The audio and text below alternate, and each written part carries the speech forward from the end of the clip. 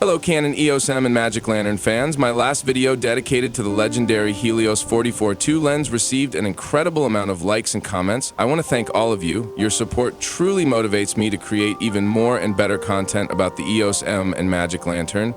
There were so many comments, but one in particular inspired me to make a second part of the video dedicated to the Helios 44-2. The full question from a subscriber is now displayed on your screen, but in short, it was, which is better for this lens, a standard mount adapter or a speed booster? To get straight to the point, the answer depends on your needs and what you want to achieve with this lens.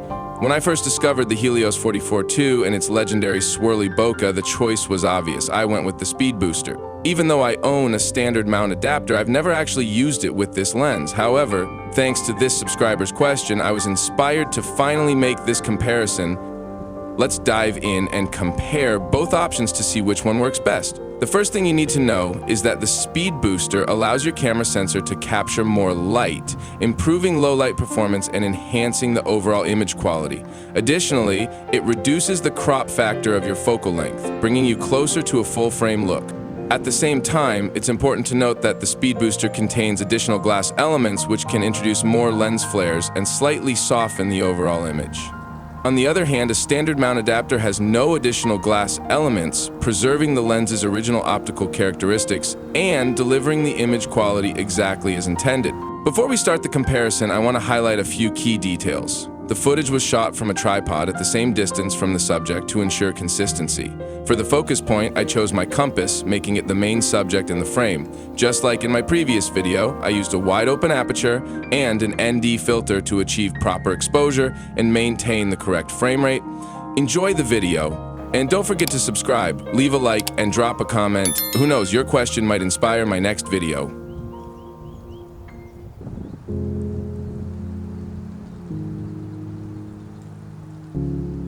In this video, each clip lasts approximately 10 seconds. First, you'll see footage shot with the speed booster, followed by the same shot using the mount adapter, and then a side-by-side comparison of both. At the end of the video, I'll share my conclusions and personal opinions, so make sure to watch until the end.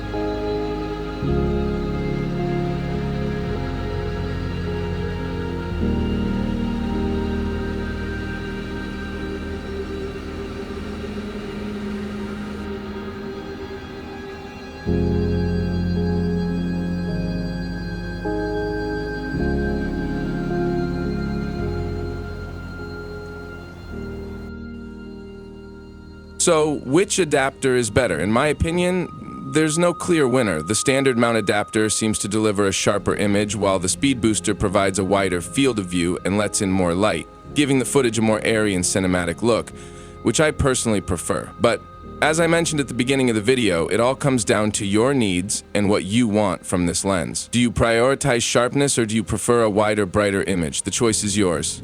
Thank you for watching until the end. See you in the next video.